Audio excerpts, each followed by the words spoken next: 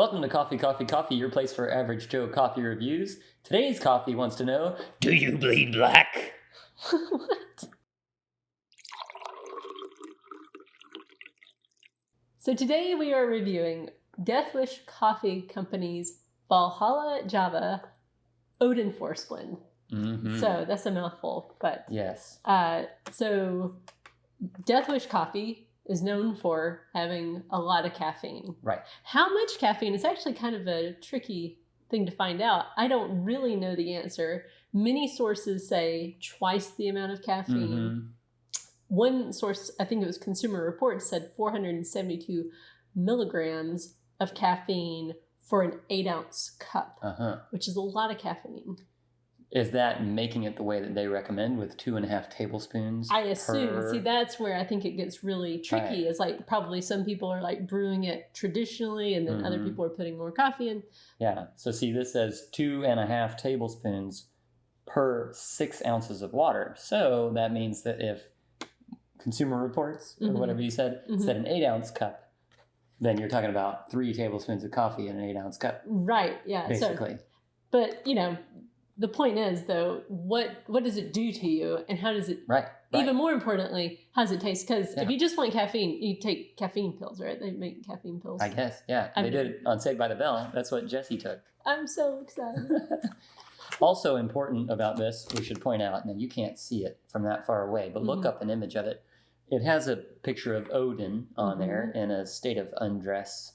Oh, is it? And she looked right at it. He's got 2 wolves here with him, and some evil porpoises, and some sort of a flying thing that's being attacked by a dragon. This is Raven. Remember Anchorman? Oh yes, great Odin's Raven. That's right. Yeah. But the raven doesn't seem to be doing anything. I think that the porpoises are doing a lot more damage to the fighting dragon. I don't really know, and I don't know if what I'm seeing is an effect of the coffee. Yeah, so it's actually on there. Yeah, I think that I feel the effects of more caffeine from this coffee because Where? Not to an extent where it's like I can't concentrate or anything, but I do feel like it made me really productive because I was just thinking about this. We switched out the coffee. We were doing Deathwish coffee, but we were drinking it too fast. We needed to switch over to Intelligentsia for a few days. So that we could do this review. Although we have another bag, so we have a lot of it. I don't know why we ended up. I switched over because we were having people over, and people typically like a medium, roast more than a dark one. Right. Yeah. So. This is a dark roast. So, but what I noticed was, for the past couple of days, I have not been as productive, and I was like, "What is going on with me?" But when I was drinking the Deathwish, I was getting a lot accomplished. So You want another thing that's interesting about this, as some of our recent reviews, the coffee that we've been purchasing has been purchased at a thrift store consignment shop type thing. It's not like it's been opened and then somebody took it to the thrift store. As far as we know. It's overstocked coffee. This still has a best by date of February 2022, so that is 6, almost 7 months from the time of this recording. This bag of coffee is how much on? So on their website, it's $16 a bag. That's without shipping included. And 12-ounce bag. Yeah, and on Walmart, it's $22. With free shipping? I suppose. Yeah. They probably do that. Yeah. So you're looking at $22 if you're wanting to buy this for a 12-ounce bag, and we paid $3. $3. Yeah. So look around. Yeah, always look around for cheap coffee. But so this was roasted, not brewed, for Zach Wilde, who is he's alive, but he was the lead guitarist for Ozzy Osbourne. But I think now he's a solo artist. Yeah, but or a corporate attorney. They call him the world's most powerful guitarist, which, he's pretty good. We just listened to some Ozzy to get pepped up. Yeah. There's an Ozzy pep rally. Yeah, and he's also a songwriter too. So what was the one that you knew? Mama, I'm coming home. Mama, I'm coming home. Yeah, that's a good one. Yeah. You wrote that one? Yeah, but really, what the question is it good coffee? No, the question was, what's on the bag and why is Odin in a state of undress? Right. And why did you look so quickly at the bag? So, well, it doesn't give any, like, notes. I don't know what other Death Wish coffees say. Uh-huh. But this bag does not say, you may taste a hint of boiled flesh, or, whatever they may say on this one. Well, and here's the interesting thing to me. So I was looking up about the CEO, and his name, I've forgotten, something Brown. Robert Brown, I think is his name. We can put it below if I messed up. But that's the first test. Yeah. So the point is he opened up a coffee shop. Well, actually, before that, he was an accountant. He was like that's where in the his Death 20s. Wish came from. Yeah. He was in his 20s. He was an accountant, like for the state of New York, just something like. He was not happy, and so then he thought, "I'm going to open up a coffee shop." He had no idea what he was doing. Like he didn't. He just that was like kind of. I'm going to do this. And then he was having a terrible time. Like, it's not like it went gangbusters. People would come in, like customers would come in and, he's desperate trying to make a profit. So they're like, oh, you should have sandwiches. Oh, you should have candy. Oh, you should have this coffee. And so he did, like he took every suggestion and then he ended up with this terrible inventory problem. Mm-hmm. He's just like not making any money. There's tons of overhead because of employees and stuff. So he ended up just getting really, really simple. What he noticed was people would come in and ask for a really strong cup of coffee, like just give me the strongest thing you got. So then he started tinkering around, like, okay, let's figure out how to make a really strong cup of coffee. Did research online, and then thus this coffee was born. Maybe not this one in particular. No, but like the idea of Death Wish, like that's where he came up with it. And then his big break came when, Good Morning America, I think, drank it on their show and like doubled their consumer base overnight. And then they entered a contest for Intuit did a small business thing for a Super Bowl commercial. So they got picked. So they had this like tremendously well done coffee commercial. Wow. And on the Super Bowl, like $5 million worth of ad time. And the rest is history. So, history. Yeah. And now on to what us rubes think of this coffee. Yeah. We rubes.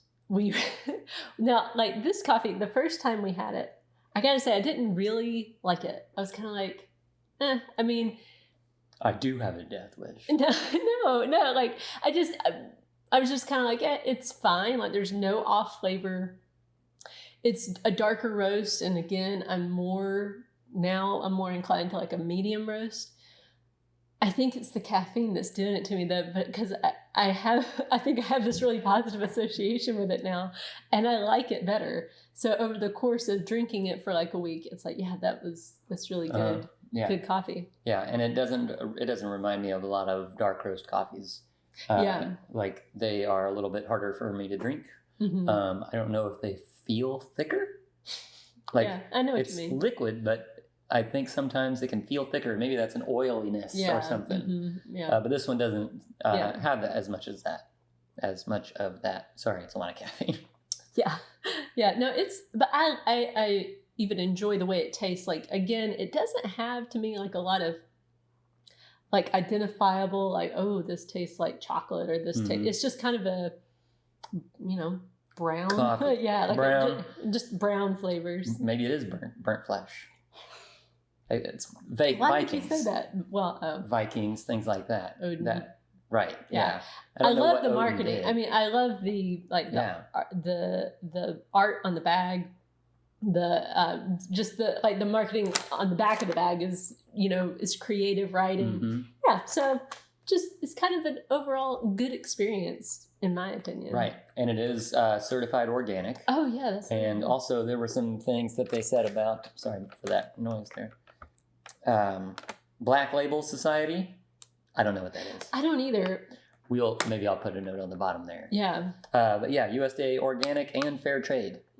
Yeah.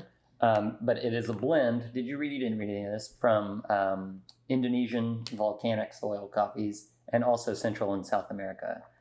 So they've taken the best of all parts of the globe, not the continent, the globe. There you go. And created a blended coffee Mm-hmm. for Vikings and for middle-aged people who have children. Oh, we're middle-aged now. I am anyway. Never really thought of myself as middle-aged, but you're not yet middle-aged. I'm middle-aged. It's funny.